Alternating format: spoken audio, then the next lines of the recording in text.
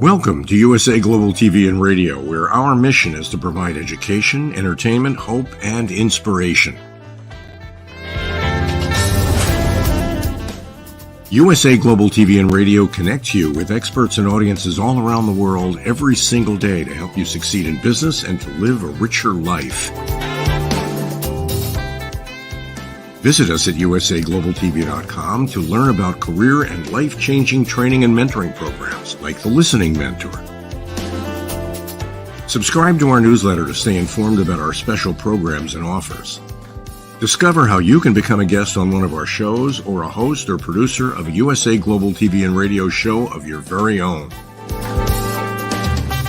That's USA Global TV and Radio, where the doctor is always in.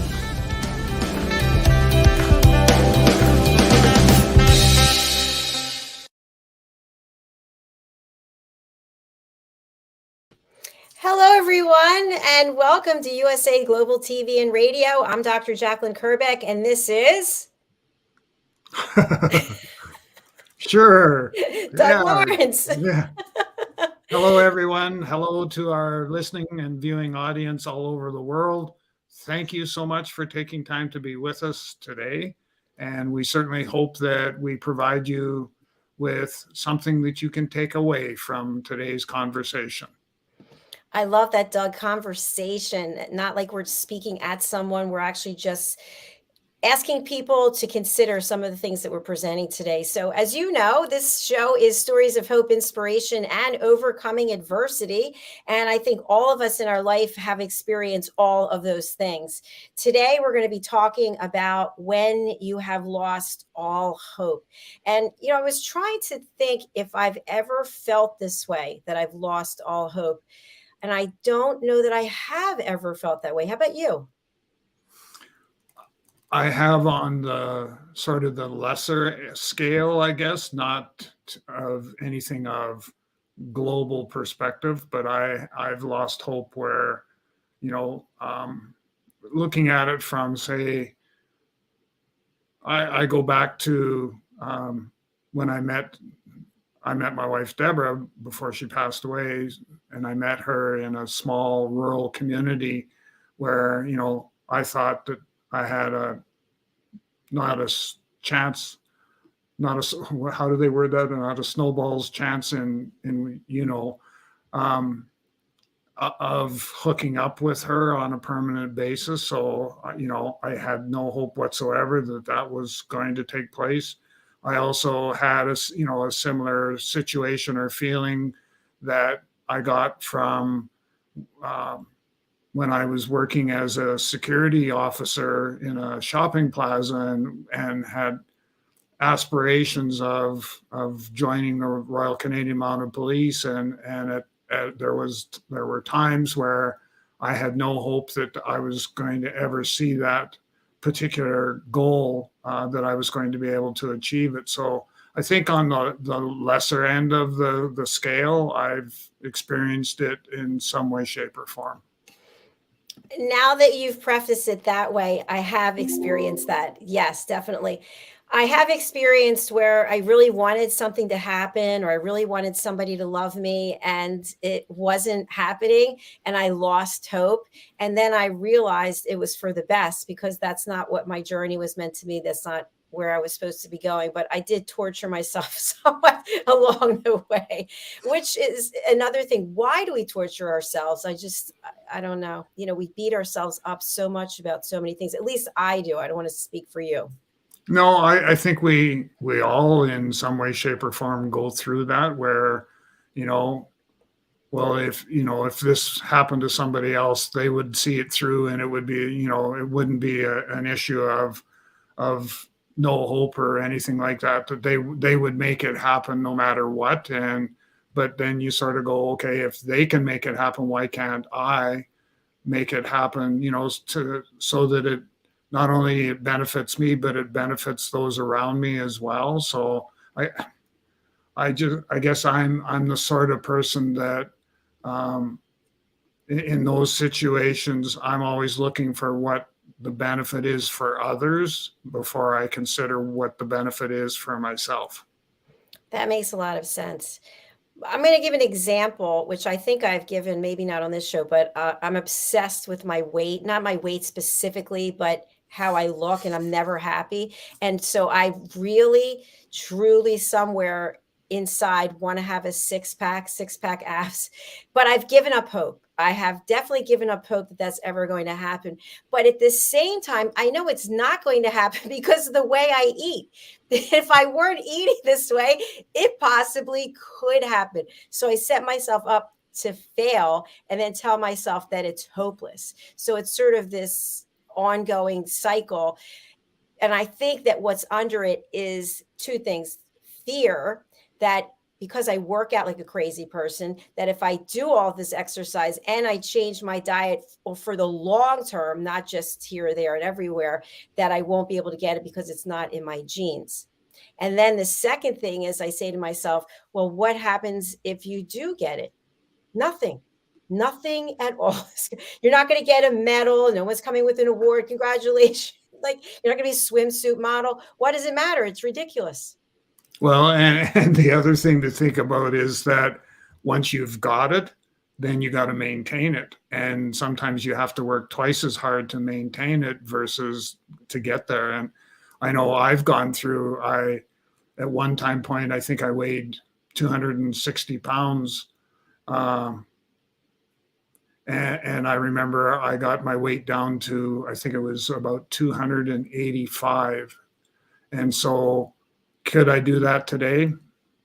I haven't got a hope. And, is that the right approach to take by saying that? But I also know at my age that I have to work twice as hard to get rid of the calories versus how it was 20 years ago, where I could just alter my diet ever so slightly, pick up the cardio a little bit, and boom, I would get the results. So I had a greater amount of hope that I was going to be able to achieve whatever goal that I had set for myself weight wise, but I sure couldn't do that now. It is amazing how things change as we get older, and we're not that happy with most of the things, I think. But I think one thing that's important to define is, what is hope? We use it here that we stand for hope and inspiration. Our show is the word hope in it. What is hope? What do you think it means? Well, for me, it's that hope is recognizing that I have a goal or an objective that I want to attain, and that I am envisioning how that can come to fruition, and which is where the hope comes in. So, the fruition that I'm going to lose 50 pounds as an example. And the hope part may be the inspirational part that I may need, but I would say that being able to set a goal and achieve that goal can be done a number of ways, with or without hope. Excellent. And I just looked it up. And according to the dictionary, hope is a noun. And the meaning is a feeling of expectation and desire for a certain thing to happen. And then a second definition is a feeling of trust. So that's the first one: a feeling of expectation and desire for a certain thing to happen. And that certainly speaks to sort of where we've been kind of taking the conversation, is to, the expectation part. So, because I know that it's part of, so that, I guess, so what I'm thinking is, what if I don't? So I've set expectations that I'm going to, and I keep harping on this weight thing, but it is the aspect of that I'm going to lose 50 pounds. And, what if I don't? So then how do I take and turn something like that, which, could be reinforcing the fact that there is no hope that you're going to lose that 25 or 50 pounds, whatever it was. You know, that you take a look at it as an opportunity to learn and grow. So what are some of the things that I've done over the course of the time period to help me achieve that goal, and turning those into, I call them learning opportunities, so that I know that when I decide that I want to attempt to do that again, to lose 25 or 50 pounds, whatever it was, that I'm better informed on what the challenges would be, and also what the potential outcomes would be, as well as part of the challenge would also be part of how much time it will take, time and effort it will take in order for me to realize that particular goal. Yes. And by the way, 25 or 50 pounds, that's a big difference, right? They both seem like big numbers to me, to lose that kind of weight. My father used to say all the time, hope springs eternal. You need to take action. So in that definition that we just had from the dictionary, it was defined as an expectation and desire. So you can have the desire to do something. I can say to you, Doug, I hope you do well on XYZ. So now, am I putting a burden on you because I'm expecting you're going to do something? Or is it my desire? I kind of wish they had the word or in there, expectation or desire, instead of them together. What do you think? I agree with what you're saying. And for me, it's all comes back to how am I going to communicate what those expectations are, and how am I going to communicate them from the concept of, you know, that what are we going to do to help you achieve that particular goal, and tying it back to the we and the us, so that you don't feel as though, you know, I've now set these expectations on your behalf and you have to live up to those, versus coming at it from the aspect of, you know, you and I, or we and us, or however you want to use those words, being able to put that into practice, you know. So like as an example, what would happen if, you know, if we were to lose 25 pounds, or how would we go about losing 25 pounds, you know, different approaches, but it's all in how you communicate, and you may be injecting a bit more hope into that conversation than what there is today. I agree with you. I think also, if we look at hope, it's also a verb.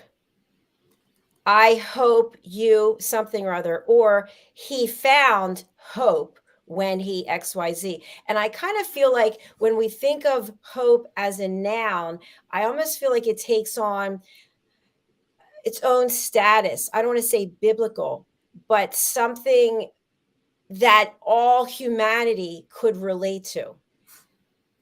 And it's sort of like, I'm not going to explain this right, but it's sort of like a nirvana or a heaven or safe place where we aspire to go, versus using it as a verb. I hope you do well. I have the expectation of you doing well, or I have the desire for you doing well, versus he found hope and joy in. I really like it better as a noun. I don't know if that makes any sense. It does. Yeah, it definitely does.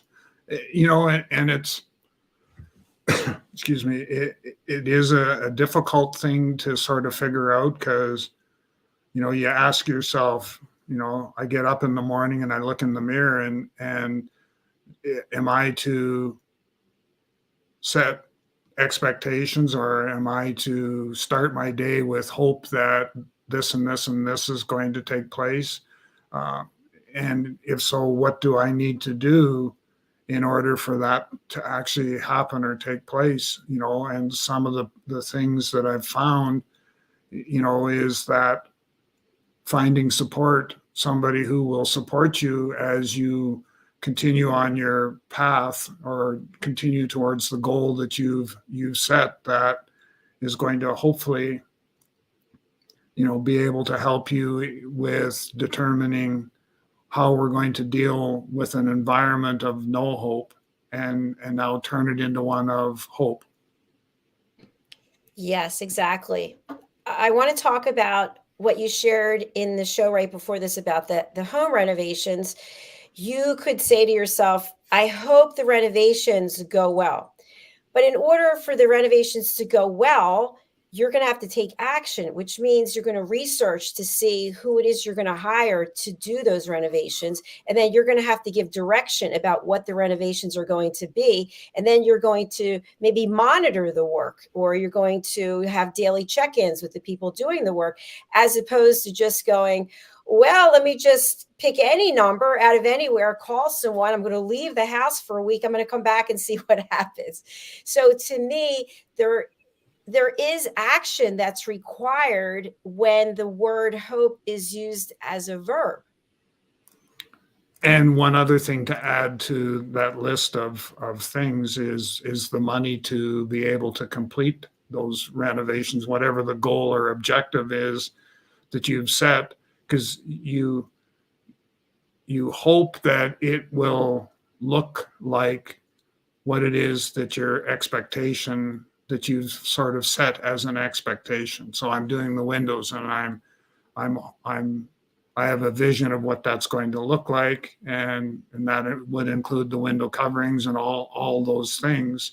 I have an expectation of what that would look like and how that's going to change living in the house as well. So, there's all of those things to sort of think about when you get up in the morning and you kind of go, okay, moving forward, I hope that the contractors, number one, are here on time, and that they understand the vision that we have of what needs to take place, and that, they're also understanding of the fact that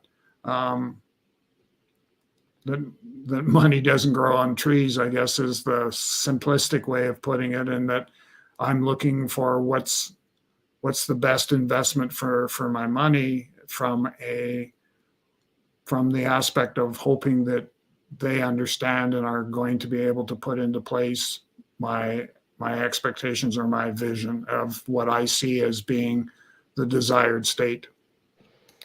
Excellent. And there's that expectation that goes along with it. You are not interested, I would think, in hiring some firm that is just starting out, and they say to you, we might not get it right the first time, but the second or third time, we promise you'll get it, as they're burning through your money. I don't think that's something that you're interested in.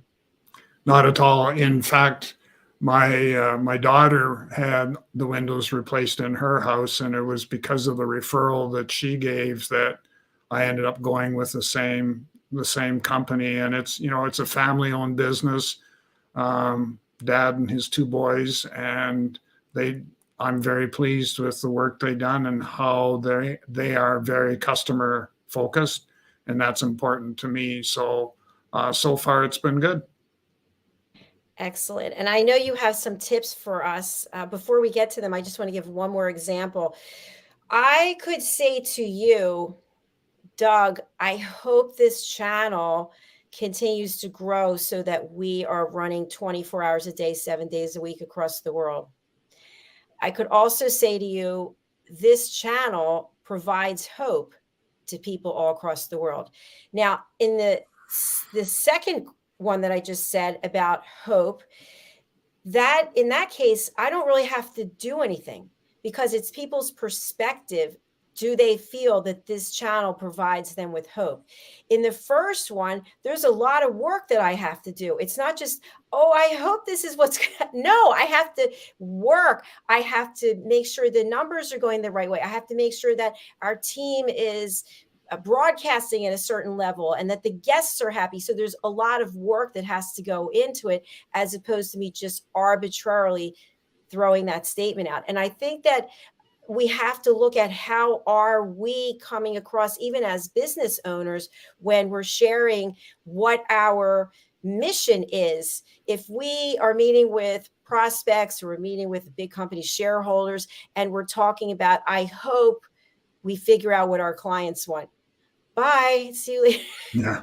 It's goodbye. So, what are your thoughts as an entrepreneur in what I just shared? Well, it comes back, it's all about the messaging. So it's making sure that, that we understand where we want to go and how we're going to get there. And, certainly from an investor, they're going to, it's how I'm trying to think of the words that I use, but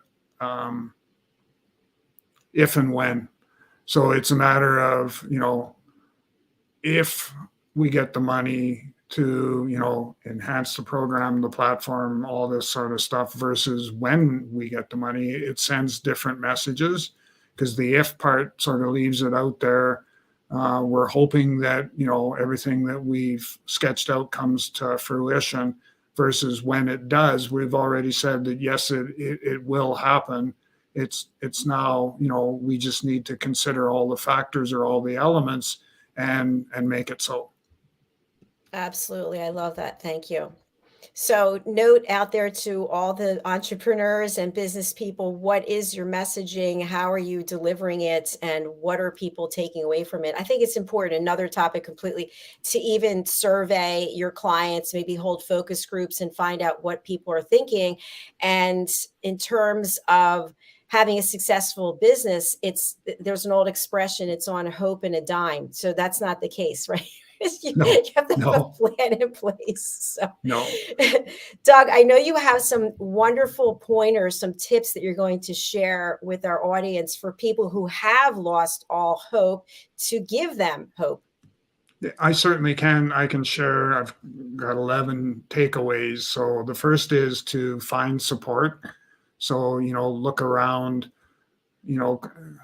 is it close family and friends, or is it a mentor? Do you reach out to a mentor to be able to walk beside you and help you on getting a better understanding, a better feeling for whereabouts you are from a no hope perspective? The second one is to be grateful. Everything has happened for a reason, and I encourage you to be grateful for for what you have received so far. I do this usually at nighttime, and I go, thank you for the gifts I have received and for those that I'm about to receive. And I use that. That's part of my prayer at night that I do, and it sends a very clear message, that I'm thankful for the gifts I have received and for those that I'm about to receive. So I'm hoping that there will be, additional gifts that will be forthcoming based on what that statement says. So, by the way, I just have to interject on that. I love that. That's great. I never say anything about the gifts that are forthcoming. I always say, for as long as I can remember, now I lay me down to sleep. I pray the Lord my soul. Every single night I say that. Isn't that funny? Yeah, I can remember living on the farm, and that was part of the good night ritual, was to say that prayer. And I'm still saying it at 60. Well, there you go. So one of the other things was to look forward. So I always suggest to people that you need to be looking through the windshield and not looking through, what's going on behind you. So look forward and be able to, focus on the things that you want to be able to hope that you're going to be able to accomplish in that, and not, it's not if, but it's a matter of when. And so look at it from that aspect. The other part is, and we've kind of touched on it already with, the prayers and that, but is to have faith in the fact that you're going to be able to deal with things, even though you may feel as though there is no hope of any of these things coming to fruition. Is if you have faith, and it's kind of like the prayers that we just finished sharing with you. If you have those, then it's going to help you move forward and deal with that. Remember your past. And by remembering your past, you're always taking into account, it's part of the learning opportunity of life. And it's to be able to, to remember what I actually use reflection. So what went well, what didn't go well, and what will I do different next time? And if you embrace those 3 points as part of, remembering your past, it's going to make a world of difference. And, consider it a lesson. We've talked about that. It's a matter of us, of us using it as a learning opportunity and moving forward. Something that we can do and don't do a lot of, but is meditation. So meditation is also extremely important in helping us, to work our way through situations where we see no hope. Stop worrying. If it's meant to be, it will be. And as long as you have the right coping mechanisms in place, there's nothing that you can't accomplish or make come true when you're in a more positive state rather than worrying about, I wonder if. Just a comment there. Yeah. I'm wondering if we talk about hope in the verb form, and along with what you're saying, what if we actually change the word to, I believe I will? I like that. Yeah. Then it's more concrete. I have a determination about it, I have a passion about it. Yeah, I believe that I will. And then, then as a mentor, I can turn around and frame that, instead of I believe that we, oh no, I guess that'll work. Yeah, I believe that we will. If framing it with the we, I'm a huge proponent of we and us versus you and dealing with it that way. So it becomes more of a collaborative approach. So yeah, I can work with that. And I like that too, because that goes to you're not alone. And I have to say, I just want to adjust one thing that I said, because one of our dear friends here, Hyatt Ives, he's is it a word, a grammarian, someone who is an expert in grammar? The word that, THAT, can be eliminated most times. So I believe that I will. I believe I will do it. I like that. Know that. And then practice perseverance. So, which is what kind of got us into this situation where we thought that there was no hope. But if we persevere, we can turn that around into something that is more positive in nature. And the last two are to think positively and choose the right kind of friends to surround yourself with. So people that are more positive and see you as being somebody who can accomplish any task that you undertake, and that it's going to make a difference in the world as we know it today. So those are the 11 points that I wanted to share. They're excellent points. Thank you. And so the last point that you shared, I'd really like to extend an invitation to our audience. If you take a look around at the people you surround yourself with and you're feeling that people are negative or they don't support you, what about just going off on your own for a while? Just getting in touch with who you are and eliminating the negative energy that is coming into your life. Many people are afraid to be alone. And in your book, You're Not Alone, people are terrified to be alone in many cases. And we talked about this, I forget, it was this show or the one before last week, about being alone versus loneliness. So can you frame up a little for our audience about your sphere, your circle that you keep around you, and how important it is to still keep yourself and your own identity? So typically for me, I have what I call my inner circle, and that's at most 5 to 6 people. At most it would be 5 to 6 people. And then I have a circle that's outside of that. And my inner circle, they know everything that they possibly can about me. They're the ones that I go to with conversations that are of the utmost confidence, and they're the people that, that I rely on their advice and guidance immensely. So there's, that part, my next circle that's, just outside of the inner circle are those that,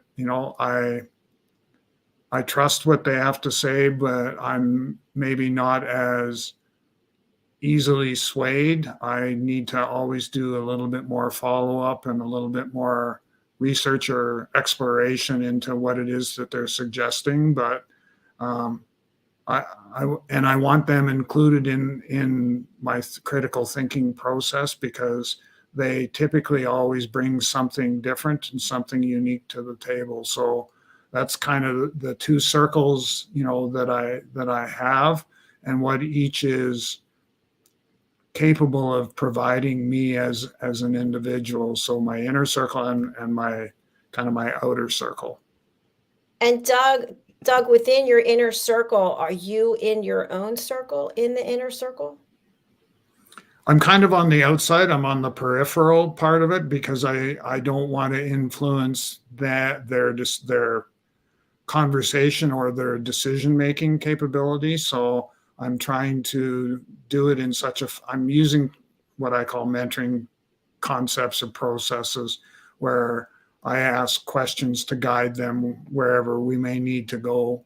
But I want to make sure that, that they're comfortable contributing, and more importantly, that we're able to discuss their messaging and understand it from that perspective. Yes. Yeah, that makes a lot of sense. I'm also wondering, when it comes to feeling hopeless, sometimes this can be because we're overwhelmed by our life. Maybe we're overwhelmed by our work. We're overwhelmed by pressure. We're overwhelmed about our thoughts of our weight, for example. So reframing our mindset about what's truly realistic and what's not, I think, can also have an impact on hopelessness. So for example, if you think to yourself that you're never going to get all your work done, or you think to yourself you're never going to lose 25 pounds, and this is constantly wearing on you, then you might feel a sense of dread and hopelessness. Is that correct? Yes, most Yes. definitely. Yeah. So those 11 tips that you gave, what would you say, if at all, is the order in which we can practice them? That's a good question, because I would say anything to do with looking at your past and considering it a lesson. I would say thinking positively would definitely be high on the priority. Being grateful and looking forward would also be high on that pecking order. And then I'm a spiritual person, so I would also say having faith that we're going to accomplish whatever it is that we set out to do. I would say those would be right at the very top of the list. So that list in and of itself can really be adapted or adopted even by each person to use as they see fit for what their most immediate needs are. Yeah, that's correct. And it's you can find a similar list or the identical list on the internet. I did a number of different searches to try and find how I saw myself and how I felt as it relates to what would I do if there was no hope. And what I basically came down to as a result of this list of 11 is that it's the understanding that if there is no hope, then that's something that I can influence. That's something I can manage. It's something that I may need to figure out a little bit more on how I can change that perception, so that instead of it being kind of negative in the context, is that it becomes something that's more positive and we're able to embrace it and move forward. Thanks, Doug. You've got me thinking, And I think this will probably be another topic for another show. I just said this last show, but I run a support group for the Crohn's Colitis Foundation. So support meaning you're reaching out because you need something or you need someone. What if it was a hope group? I feel like hope is so much more positive than support, because support really conveys that there's an issue. Well, and I think in that particular case, you have the hope that whatever the message is, whatever it is that you do, you hope that you're able to, through the support group, help people, number one, deal with the illness, but more importantly, that you're able to give them or provide the tools that they need in order to manage, the whole journey that they're on. Exactly. And I'm thinking, for example, if we were to change the name of support groups everywhere to Hope Group, then when people were coming to attend, they weren't necessarily coming from a place of pain or a place of desperation. They were coming maybe with something to offer. Yes. And I'm hoping I can remember this thought. Because what I was thinking was that the difference between hope and support. So when I go to a hope gathering, I'm going with the idea in mind that I'm going to take away from that gathering something. Where if I go to a support gathering, it can be a combination of, it can be a number of different things. It can be even just a conversation where, one of the things I think of from the grief perspective is that it's just to know that there's somebody else who is dealing with grief and understands what it is I'm going through. And so, flip that and say, from a hope perspective, I'm going to go to this, hope gathering, and it's my hope that, I'm going to have a conversation with somebody who's going through something similar, and this is the outcome I'm hoping to get from that. So more emphasis on outcomes than anything else. That makes sense. Maybe the answer is it's a support and hope group. There you go. Compromise.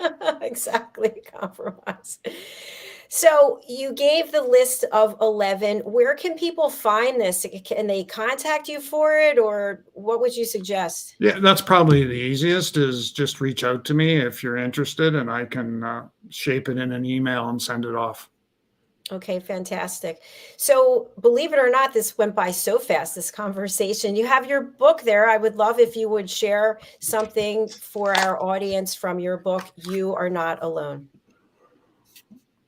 There we go. You are not alone. And I can certainly do that. So the gift of mentoring is being underutilized in organizations today. There is yet another role that mentoring can play, and that is to be part of the organization's support structure for mental health, mental well-being, PTS, and OSI. This likely sounds a bit repetitive, but it needs to be heard. Mentoring, when done in its purest sense, is actually already a part of the structure needed to help people on the road to healing. Thank you so much for sharing that, Doug. It brings a lot of things to mind. I remember when I was in sales, I was calling on this organization in Philadelphia, and they actually have clergy on staff, so that while you're working, you can set up an appointment. And why not have coaches on staff? Why not have mentors on staff? We did interview someone 2 years ago or so, and he actually is with a sneaker brand, apparel brand, very large, begins with an N, and he's an in-house coach for them. They have a whole team of people who are there to support their employees. And I feel like from what you just read, this could be something that businesses really take seriously, to think about the mental health of their associates. and we always talk about people being in the closet. Can you just picture a whole organization with a closet full of employees just wanting somebody to be there for them? And we're not there yet. Because if you think about it, there are all these one-offs. Susie's going to therapist, Billy's going to see a mentor. Instead, hey, everyone, all of you, we want all of you to take into account that these people are here on staff to assist you. And it's not a one-off, it's an everyday included into your routine. When you sit down with your yellow lined papers and everything that you're looking at, put that on there. Mentor, coach, affirmations, gratitude. I feel like it all goes together. It does. Yeah, it does. Yeah. Another fun episode filled with lots of great information. And Doug, we do have your contact information here. But again, for people who can't read it, I know you are taking on new clients. Tell us how people can reach you and who you would like to contact you. I'm open. There's no restrictions to who can reach out. I'm open to anyone that wants to have a conversation with me. And you can reach out to me at my website at TalentC.ca, and this is probably the easiest approach, is if you feel comfortable enough in reaching out through email, you can reach me at doug.lawrence@TalentC, so the word talent, letter C on the end, .ca, and I'll get back to you as quickly as I can. And if you're a LinkedIn person, you can always jump onto LinkedIn and send me a message through that platform as well, if you so wish. I'm on LinkedIn quite a bit, so it's another path for you to follow. Okay, thank you, Doug. And I also want to say to our audience that if you are interested in being a guest on our show, I was just typing up the banner here. Let me see if I got it in time. I did. There's no restrictions. There's no requirements. People will write to me directly and say, I do this. Just go and book your session. You don't have to have permission. We want to hear from you. Here is the information right now, usaglobaltv.com/book your session.